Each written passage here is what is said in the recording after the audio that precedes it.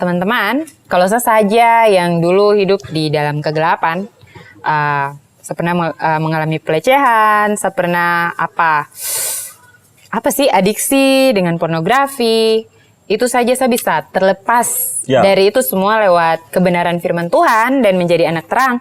Apalagi Kam juga bisa, Kam berhak jadi anak-anak terang. Karena bukan hanya saya, siapa saja berhak jadi anak-anak terang. Begitu.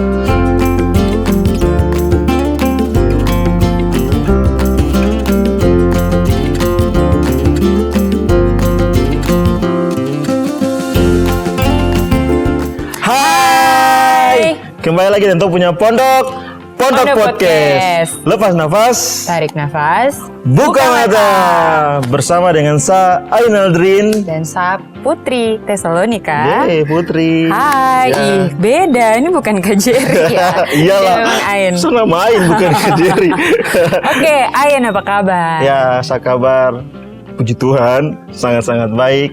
Oke. Dan hari ini saya gugup. Bukan gugup sih. Saya biasa di belakang. Hah? Oh, oke. Belakang kamera, tapi hari ini saya duduk di depan. Oke, teman-teman. Hari ini kok menunjukkan kok terang gitu ya. Iya. Silau. Iya, betul. Oke. Di episode kali ini kira-kira Tong akan bahas apa ya, In? Oke, Tong akan bahas itu menjadi anak terang. Ya, murid adalah anak terang. Oke Put, Tong akan bahas episode kali ini tentang murid adalah anak terang. Jadi dia punya firman itu Efesus 5 ayat 8 sampai 21. Saya akan baca di ayat 8 saja dan nanti teman-teman bisa baca di rumah dia punya ayat yang fullnya ya.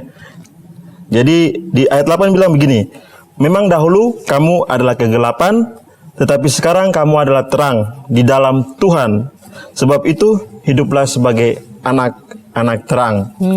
Jadi hari ini kita akan belajar tentang anak terang. Ya, bagaimana caranya jadi anak terang ya? Iya. Oke. Ada berapa poin? Silakan Putri. Oke, ada 4 poin kawan-kawan dan Ain. Jadi yang pertama tuh terang berdampak dalam hidup sehari-hari. Itu ada di ayat 8. Nah, terang itu dia menghasilkan buah.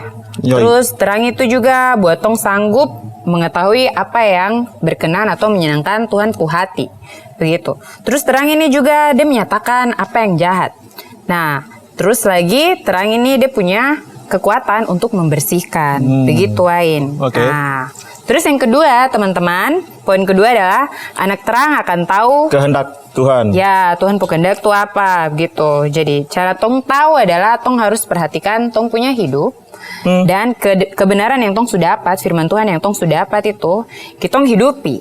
Nah, atau kita lakukan. Ketika kita lakukan, itu berarti kita melakukan kehendaknya Tuhan. Dan juga Tong lihat, kalau Tong perhatikan Tong pu hidup sekali, misal Ain. Ain perhatikan dia pu hidup sekarang, pola hidup nih bagaimana? Oh, saya ada satu pelayanan. Satu pelayanan itu Flow City Music. Ya, lari sore juga.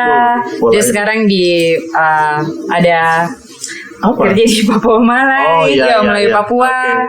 Di kantor Alkitab. Nah, di situ. Oke. Nah, dan di situ mungkin Ain bisa lihat dia punya pola hidup itu, dia lihat dia punya hidup itu, dan dia lihat kebenaran firman. Oh, Tuhan mau saya buat begini di dalam sebuah hidup seperti itu, kira-kira kawan-kawan. Nah, terus yang ketiga itu anak terang mau dipengaruhi dari atas. Jadi kalau kau mau jadi anak terang, ya kau harus punya kemauan untuk dipengaruhi dari atas, dari firman Tuhan, kebenaran yang kau dapat, begitu. Kau tidak boleh dikuasai sama dunia ini. Contoh kayak sosial media. Kau terlalu scroll scroll Instagram sampai mungkin berjam-jam, terus mungkin karena mungkin kok apa ya begitu. Di sini kan Tong kasih tahu supaya bisa tahu begitu. Terus misalnya juga terlalu bucin ke pacar, itu juga bisa jadi menguasai orang. Harusnya Tong tidak begitu. Atau terlalu suka dan Tong pekerjaan sampai lupa tentang apa kehendak Tuhan. Itu jangan sampai terkuasai. Seperti itu, Ain. Tong harus selalu meminta Tuhan untuk menguasai Tong punya tubuh, roh dan jiwa. Minta Roh Kudus untuk menguasai. Kudus untuk menguasai Tong. Nah, Ain yang keempatnya apa? Jadi yang keempat itu anak terang akan menghasilkan buah. Buah apa? Buah mangga, buah durian, buah apa nih? Di firman Tuhan tadi bilang bahwa buah itu adalah kita punya kebaikan, kita punya kebenaran dan keadilan. Hal-hal itu yang kita harus buat untuk menghasilkan buah, dan di sini menghasilkan buah itu banyak hal. Kita bisa menghasilkan buah di komunitas, keluarga, bahkan tuh bisa menghasilkan buah dimanapun. Tidak harus di gereja, tapi dimanapun ya, dimanapun kita bisa menghasilkan buah. Jadi ketika kita menghasilkan buah itu, tong harus dengan hati yang mengucap syukur. Ayat yang ke-19 sampai 21 teman-teman bisa baca itu dia menjelaskan tentang hati yang mengucap syukur. Jadi di dalam tong punya hati keluar nyanyian, keluar pujian, itulah menjadi anak-anak terang seperti itu. Terus kemudian ketika bernyanyi untuk Tuhan secara pribadi saya dengan Tuhan itu kita punya doa yang kita naikkan, yang diimani begitu juga ya. Kemudian yang kedua itu ketika kita bernyanyi kepada orang lain, kita lagi mendorong orang lain untuk dong bisa gitu, dong bisa ayo maju. Sebagai anak-anak terang ayo kita maju sama-sama begitu. Seperti support ya. Ya. Itu untuk mendorong nyanyian kepada orang-orang itu kita bisa mendorong itu. Dan ucapan syukur yang natural. Yang kita harus naikkan kepada Tuhan ya. Seperti itu. Minta maaf saya lidahnya agak sedikit. Ya, seperti itu. Jadi senantiasa ya menaikkan pujian itu atas segala hal yang kita dapat. Dalam tuh punya kemenangan, dalam tuh punya kegagalan, dalam tuh punya apa? Ucapan syukur kepada Tuhan. Hal-hal yang kita dapat, hal-hal yang kita dapat dari Tuhan, kita mengucap syukur itu. Sampai jadi natural, sampai tidak perlu ada paksaan. Iya, karena gini guys, kita sebagai manusia nih kadang-kadang bersungut. Ya itu hal yang secara natural. Bukan natural, otomatis dari, gitu. Maksudnya dari manusia, dari daging kan? Ya, seperti itu. Jadi kadang-kadang bersungut-sungut. Jadi baik sekali untuk kita mengucap syukur dalam segala hal. Naikkan pujian untuk Tuhan, nyanyian untuk Tuhan, supaya ketika dalam tong punya kehidupan pribadi itu hal-hal yang sungut-sungut datang, kita menyanyikan itu untuk Tuhan, bersyukur untuk Tuhan atas semua yang Tuhan lakukan dalam hidup ini. Dan sampai di mana ketika tong naikkan ucapan syukur kepada Tuhan, itu tong mengalami kerendahan hati. Kerendahan hati. Oke, Tuhan, dengan rasa takut ya. Ya, ku saja gitu, ku saja. Ya. Kau yang besar, bukan apa-apa gitu. Jadi seperti itu. Itu untuk menghasilkan buah seperti itu ya teman-teman. Kita akan diskusi di beberapa poin. Oke. Saya ada pertanyaan buat kau dan buat teman-teman juga. Saya mau tanya, Ain, pernah tidak di kupu kehidupan ada seseorang yang kau hormati, baru kau ingin sekali meniru apa yang dia buat begitu, dan dia jadi teladan yang cukup baik untuk kau? Ada Katra? Ada. Jadi yang pertama itu di dalam negeri dulu ya. Dalam negeri. Banyak ya? Dalam negeri. Oke, khususnya di Papua saya menghormati beberapa orang yang dong punya kehidupan berdampak untuk saya gitu. Jadi saya menghormati dong punya teladan-teladan yang mereka lakukan gitu dalam saya hidup. Jadi ada satu orang biasa kalau dia ajak saya, dia ajak saya makan dulu. Maksudnya dia mau ajak saya untuk cerita, dia ajak saya makan duluan dulu. Oke. Jadi aku senang bagian makannya tuh. Tidak, maksudnya saking dia menerima, maksudnya dia menghormati saya tuh. Jadi dia ajak saya makan. Iya, jadi ajak saya makan tuh. Jadi saya juga respect sih ke dia gitu. Jadi makan, tuh ngobrol-ngobrol. Dan orangnya maksudnya dalam kehidupan dia sehari-hari tidak terlalu banyak bicara. Tapi dia selalu menjelaskan hal-hal yang berdampak dalam saya punya hidup gitu. Dan saya respect sama dia, hormat sama dia. Mantap. Begitu. Oke. Ada Ada dong. Oh, sabar. Apa? Di luar negeri toh. Iya. Oke, silakan. Mari. Iya. Waktu masih banyak. Ini kan dalam negeri. Oke, kalau di luar negeri tuh ada beberapa. Ajak makan juga. Tidak. Kalau ajak aja Lex. Jadi kalau di luar negeri ada beberapa pastor dalam sapu hidup dia dong berdampak sekali pastor-pastor itu. Dan ketika dong bicara relate sekali dengan punya kehidupan gitu, relate sekali dengan kehidupan. Salah satunya itu dalam hal worship gitu, worship, pujian, penyembahan, nyanyian. Saya senang dengan numpuk lagu-lagu. Jadi wow keren gitu. Dong bisa berarti ketong juga bisa begitu. Jadi kayak keren. kata-katanya itu menguatkan saya. Jadi saya respect sama orang-orang itu. Oke, bagaimana dengan kau? Ya. Dalam negeri, luar negeri. Oh, dalam negeri. Dalam negeri sih ada beberapa dalam sebuah kehidupan. Ada juga di luar negeri. Kira-kira aku sampai dalam negeri. Jarang ya. Iya. Jadi fokus ke ada satu mama rohani yang menurut saya cukup bisa diteladani sekali. Dia punya kehidupan. Iya, dia punya kehidupan gitu. Ya. Nah, terutama itu saya ingin sekali kayak dia yang setiap orang yang datang ke dia rumah, biar siapa saja yang baju bagus kah, terbagus kah, dia hormati. Saya pikir dia berikan baru.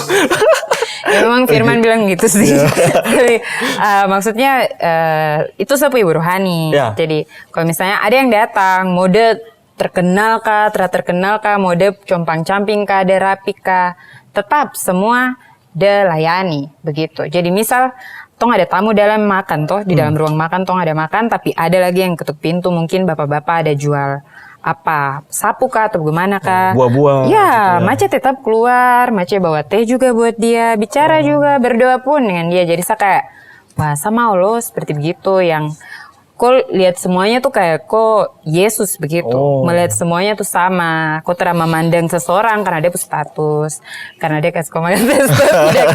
Tidak, itu ada hal yang baik juga, itu cara kita menghargai orang, toh memberi makan seperti itu. Oh, saya tahu orangnya. Siapakah dia? Mama Peti. Ya, Mama hormat siap.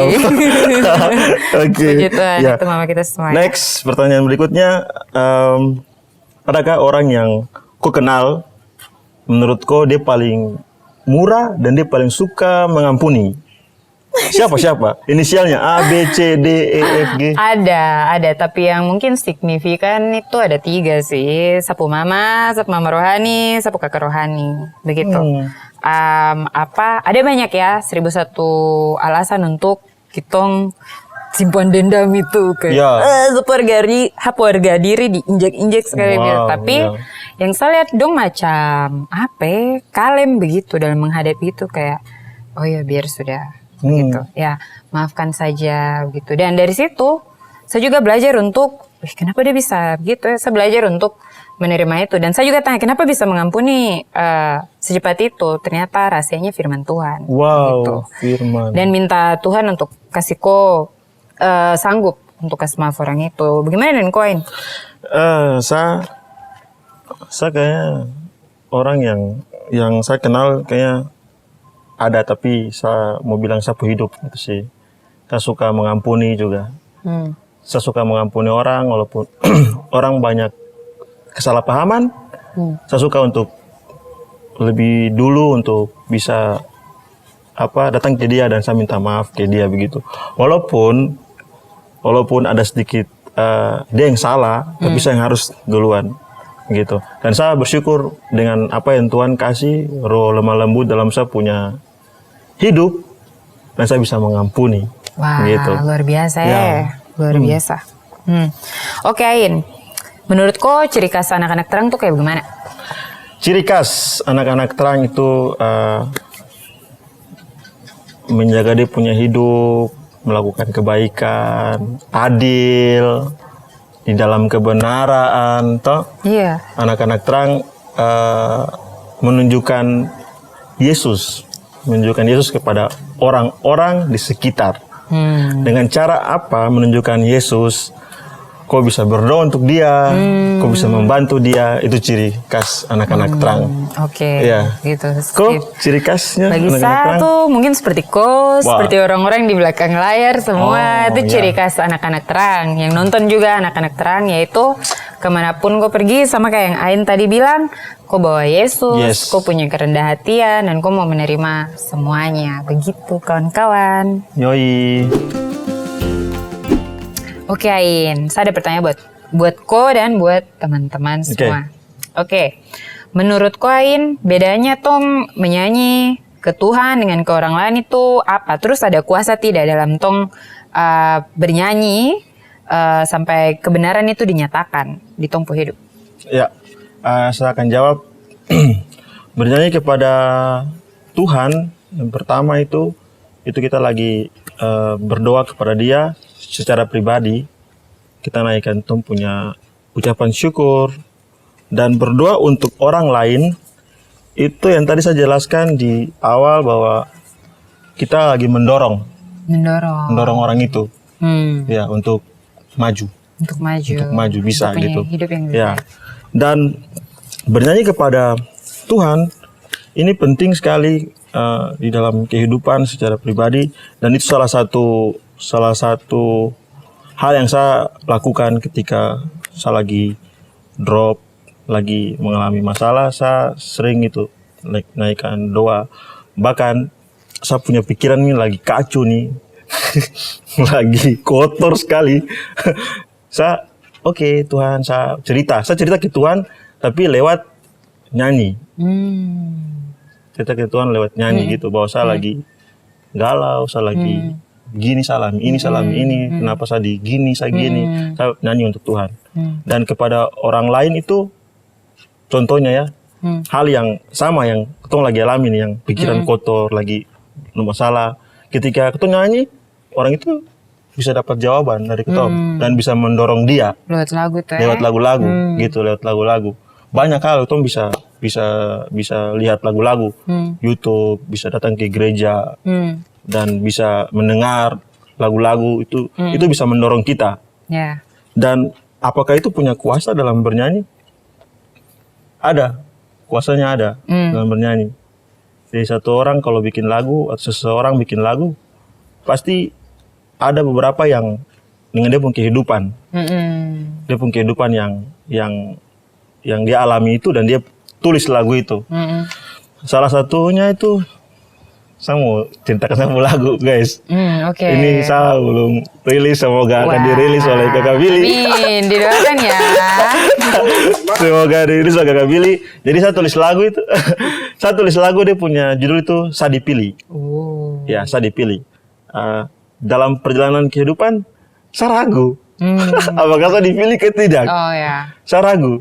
Jadi itu kayak bertolak belakang sekali. Tapi ketika saya lihat lagu itu, saya merenungkan lagu itu, ternyata benar, lagu itu punya kuasa gitu. Punya kuasa. Ya. Untuk bangkit kopu, iman lagi gitu ya. Iya, betul ya. Kan brother sempat mau kehilangan iman ya, tapi tidak jadi ya. Ya, karena lagunya kata-katanya begini, bahwa saya dipilih, jangan takut, jangan ragu. Ya, saya muda, tapi saya bisa bersaksi, gitu. Begitu. Jadi saya tanya pun diri lagi. Yo, saya muda, apakah saya bisa bersaksi? Guys, saya mau bilang bahwa hari ini saya bersaksi di depan kamera ini. Saya bersaksi di depan kamera. Jadi jangan ragu, jangan takut untuk bersaksi, gitu. Ketika kita berjalan maju di dalam terang Tuhan, dan jangan cukup saja untuk meninggalkan kegelapan, tapi itu berjalan maju dalam terang. Pasti itu bisa bersaksi kepada orang lain. Tidak perlu untuk mau perfect dulu, untuk mau sempurna ya, gitu ya. Sempurna. Aku punya kata-kata yang sangat banyak, tapi apa kata itu sudah menghidupi kah belum? Iya, aku sudah melewati. Iya, melewati. Dan saya merasa lagu itu memberkati saya secara pribadi dulu ya. Dari lagu sendiri terberkati sendiri dengan lagu harus, ya. betul. Ya. Semoga lagu itu nanti bisa memberkati banyak orang. Amin. Saya dipilih, jangan ragu, jangan takut, saya muda, dan setiap hari tong menaikkan pujian kepada Allah, kepada Yesus. Seperti itu. Gitu. Oke, bagaimana dengan Put ada? Kopu lagu sih, kopu lagu. Iya, memberkati itu juga ya. Betul, memberkati. Dalam hal bernyanyi, saya setuju dengan kau tadi, kalau misalnya untuk Tuhan, ya itu tong doa-doa, atau ya dari lirik-lirik lirik-lirik lagu itu seperti kitong doakan, kitong imani. Dan kepada teman ya, itu mendorong teman untuk lebih baik lagi dia hidup lebih di dalam terang lagi. Terus saya sendiri pikir, saya setuju dengan brother tadi bilang kalau lagu punya kuasa itu ya kayak tadi. Pas dengar brother Ain pu lagu, yang itu terinspirasi dari ini ya. Kitab Yeremia pasal 1. Nah, karena mengandung kebenaran di dalam situ, jadi dia menenggur sekali ke dalam hati kayak pas mau menyerah, pas mau pikir kalau orang kok apa begitu? Saya lagi lihat sapu identitas depan Tuhan tuh siapa? Oh, ternyata saya adalah anak yang dipilih lewat kebenaran firman itu. Dan ini sapu sahabat Ain yang tulis lagu itu. Betul. Gitu. Jadi puji Tuhan sekali. Kamu juga dipilih, kamu juga. Betul, kamu semua begitu. Oke, next. Lanjut, selain jangan mengikuti perbuatan-perbuatan gelap, Put. Jadi mungkin ada lagi yang harus kitong buat. Saya rasa seperti yang tadi brother kau bilang, selain kitong mengikuti itu, ya kitong hidupi firman. Okay. Betul, kitong jalani, bukan hanya tahu firman, tapi kitong lakukan, kitong imani. Saya percaya itu dan saya lakukan itu. Asap Mama Rohani pernah cerita ke saya, orang yang kerja di bank, biasa dong lihat uang palsu itu dong pelajari dari uang asli dulu. Dong lihat uang asli, dong pelajari baik-baik, sampai kalau ada uang palsu, dong tahu kalau itu palsu. Karena dong pelajari yang asli. Sama kayak kebenaran, firman Tuhan. Kitong lihat, kitong tahu, tong selalu baca Alkitab dengan komunitas yang penuh dengan kebenaran firman. Dari situ ketika saya mungkin ada duduk baru teman bicara orang, dan itu kayak beda sekali dengan firman yang percaya saya kayak, berarti ini kegelapan ini begitu lah. Ini perbuatan kegelapan begitu. Maksudnya bukan orang itu yang gelap, tapi bukan orang itu yang gelap, tetapi orang itu yang mengajak pun tong bisa berdoa buat dia dan tong bisa lihat firman suruh seperti itu. Kayak begitu sih, yaitu menghidupi firman. Oke. Iya, kayaknya saya juga sama sih denganku. Next, pertanyaan berikutnya. Jadi kenapa sesuatu tersembunyi di dalam hidup kita itu dia berkuasa? Mungkin aku punya pengalaman ada hal yang tersembunyi dan ku kasih tinggal dia terus dalam ku punya hidup sampai di mana dia berkuasa. Ada. Nah, kenapa dia bisa berkuasa, kawan-kawan? Hal yang tersembunyi itu karena tong kas biar. Tong memilih untuk menyembunyikan itu. Nah, misalnya tempat sampah, tempat sampah yang bau itu, kau tutup akan bakteri di dalam dia berkembang, dia jadi ulat. Nah sekarang kalau tempat sampah itu kau bawakan di bawah sinar matahari, nanti ulat itu mati. Wow. Gitu. Sama kayak tongpu hidup ada perbuatan-perbuatan kegelapan. Nah kalau kitong simpan aja dalam tongpu hidup perbuatan itu tanpa tong mengaku, karena firman bilang harus mengaku. Saya baca ya dari Yakobus pasal 5 ayat 16. Karena itu hendaklah kamu saling mengaku dosamu dan saling mendoakan supaya kamu sembuh. Doa orang yang benar bila dengan yakin didoakan sangat besar kuasanya. Jadi ketika kau menyembunyikan perbuatan gelap itu, yang tersembunyi itu kan sesuatu yang tong malu, tong tidak mau orang lain tahu. Begitu toh. Jadi ketika aku sembunyikan, contoh dalam sapu kehidupan di masa lalu, saya pernah kena adiksi pornografi. Wow. Begitu, karena saya pernah dilecehkan waktu kecil dan sapu teman-teman juga bilang, itu ini dari sini, gitu. Dan bagaimana caranya untuk saya keluar dari situ? Firman tadi sudah bilang dengan jelas kalau tong harus mengaku, mengaku ke Tuhan, mengaku ke orang-orang yang hidup di tong sekitar, begitu. Ada satu orang yang saya pernah mengaku kalau saya teradiksi dengan pornografi itu dan maksudnya adiksi lagi, maksudnya ketagihan dengan itu. Dan dari saya mengaku ke orang itu menjadi secara natural, karena saya mengaku ke dia, jadi saya tidak mungkin akan melakukan itu lagi. Karena saya tahu itu jahat dan itu memalukan, begitu toh. Nah jadinya itu menghancurkan dengan pengakuan sesuai dengan firman Tuhan, itu menghancurkan tong punya jalan tong punya rantai kehidupan yang ulangi di dosa itu terus. Karena saya bawa firman Tuhan untuk kasih terang, dan firman Tuhan bilang dengan jelas percabulan atau sesuatu yang berbau pornografi seperti itu tidak berkenan baginya toh. Jadinya itu memutuskan dosa itu dan saya tidak perlu tinggal lagi di dosa itu. Seperti itu yang saya rasa berkuasa. Nah, kenapa dia bisa berkuasa? Itu dari keputusan. Kau mau tinggal dengan kau punya perbuatan kegelapan itu, atau kau mau mengaku ke Tuhan, kau mau mengaku ke orang-orang, dan kau mau terima terang itu. Begitu. Karena kalau kau terang, kalau kau terang, kau tidak akan ada gelap. Begitu. Itu ya. Oke, jadi teman-teman mari kita berjalan dalam terang. Begitu. Ketika saya mengaku begini juga, kita menelanjangi iblis. Begitu. Iblis. Supaya jangan hanya saya, tapi kamu juga bisa untuk bebas dari situ. Jadi kebenaran bukan kebenaran sampai dijalankan dalam tong punya hidup. Betul sekali. Untuk pornografi, banyak orang lah pasti terjerat dalam hal itu. Tapi mari teman-teman, saya mau bilang bahwa terang itu ada untuk kau dan saya, mari berjalan dalam terang itu. Betul. Pasti semua dosa, semua kekurangan, Tuhan akan sama-sama dengan ketong hadir. Oke, ada yang saya mau tanya ke kau.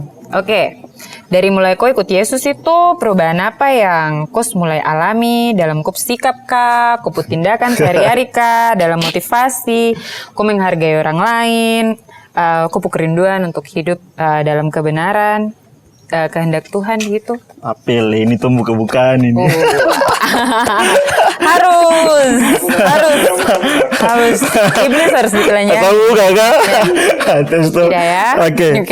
Oke, teman-teman, saya mau cerita sedikit dalam mengiring Tuhan di dalam motivasi. Jadi setiap orang ketika mengikuti Tuhan pasti ada motivasi.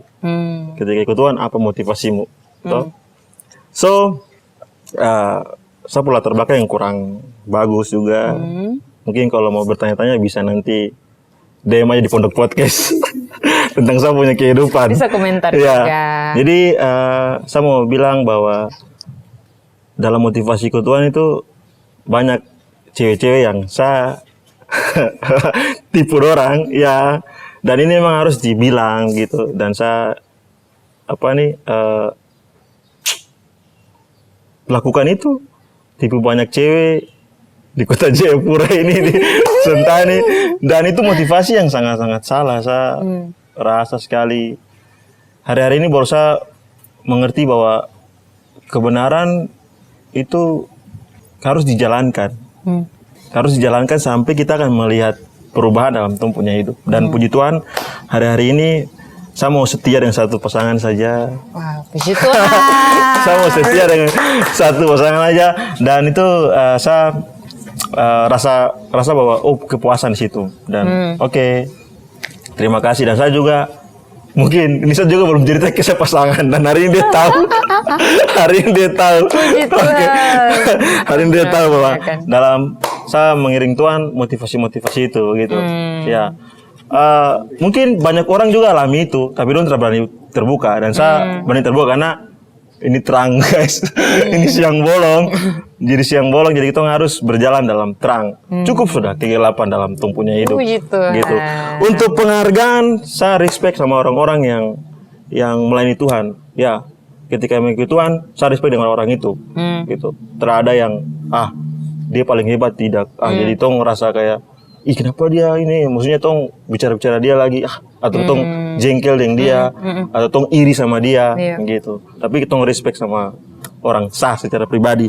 Dan di dalam kerinduan mau hidup berkenan kepada Tuhan, mari Tuhan tolong saya, Tuhan tolong Tuhan tolong tong semua untuk memiliki kerinduan berkenan kepada Tuhan.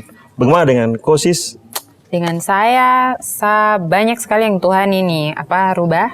Dia merobohkan semua saya punya ego dan saya punya saya itu Tuhan dia robohkan.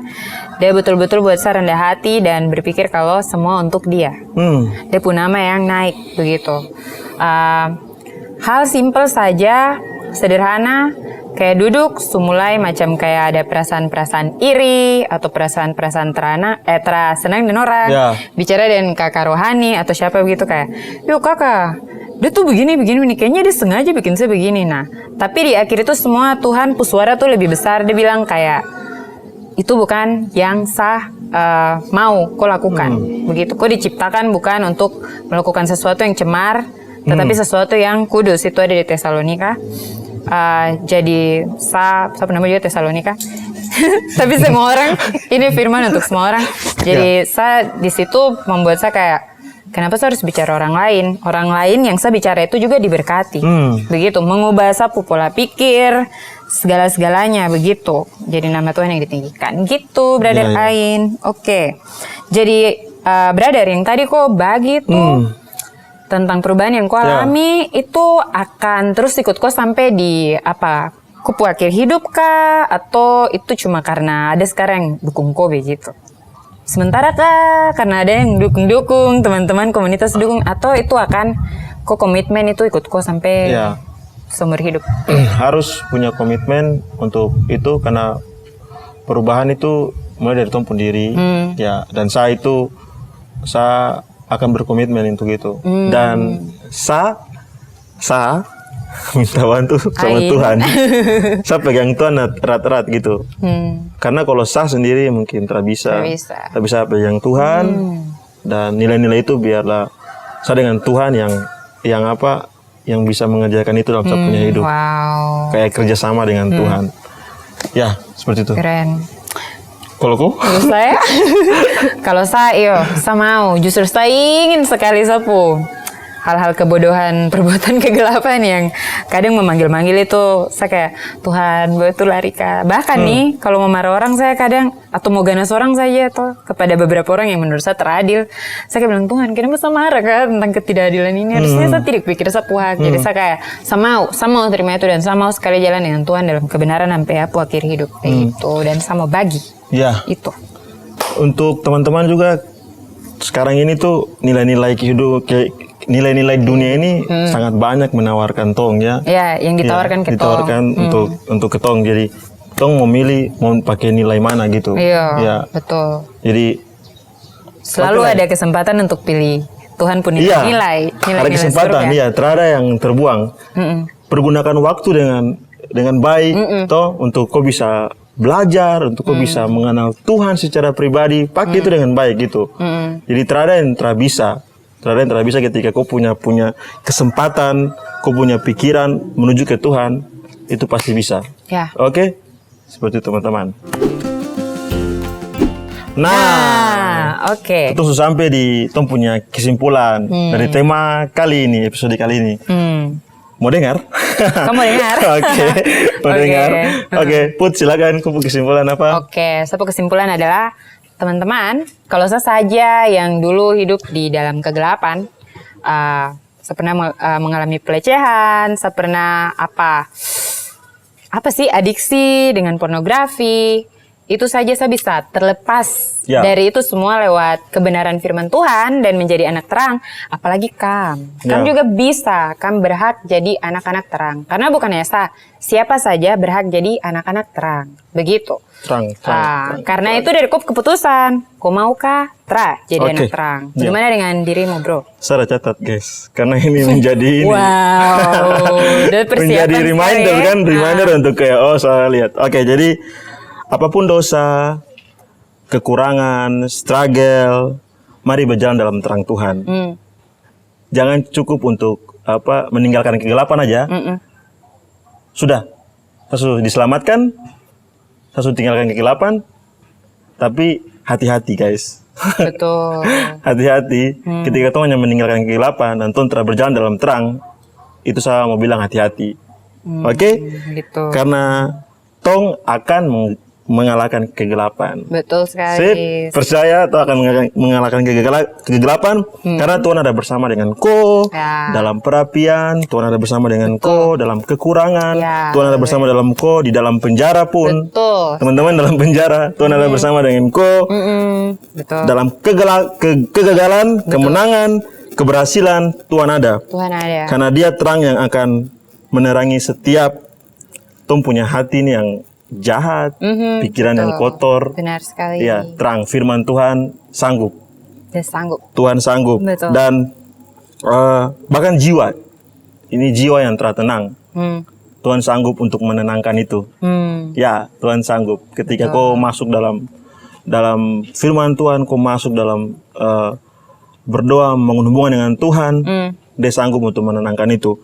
Dan terang yang sesungguhnya sedang menerangi kitong semua.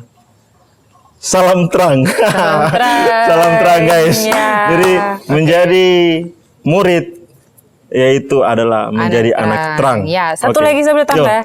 Nah, kamu juga jangan takut untuk bersaksi ya. Kalau kamu sudah alami kegelapan itu dan kamu sudah jadi anak terang, jangan lupa bersaksi karena ada kekuatan dalam kamu kesaksian itu untuk semua orang bebas dari kegelapan itu melalui firman Tuhan. Siap, salam blitz. Salam terang. Oke. Oke teman-teman, tadi itu tunggu pembahasan di Pondok Podcast tentang anak-anak terang. Nah, jangan sampai kebenaran yang kitong dapat hari ini sampai di kitong saja. Tapi tong harus sebarkan, tong harus bagi ke siapa saja. Ke keluarga, ke jemaat gereja, ke komsel, ke teman kompleks, ke teman-teman kelas, ke musuh. Wow. Nenek teteh segalanya. Wow, kamu harus bagikan supaya kebenaran ini bisa memerdekakan dorang juga. Begitu brother. Hari kemerdekaan. Oh iya. Merdeka. Oke, dan jangan lupa untuk like, komen dan subscribe. Dan kita punya medsos, ada IG, ada YouTube, ada Spotify, dan ada Instagram. TikTok juga jangan lupa. TikTok juga bagikan. Betul. Jangan lupa jempolnya ditekan ditekan biar ada like dan jangan lupa komen juga. Oke, seperti itu dan bagikan juga ke siapapun yang kau temui. Nantikan tong punya episode berikutnya dengan berbagai tema yang menarik. Betul sekali. Oke. Apa ya? Oh ya, kita tutup. Oke. Tetap di Pondok Podcast.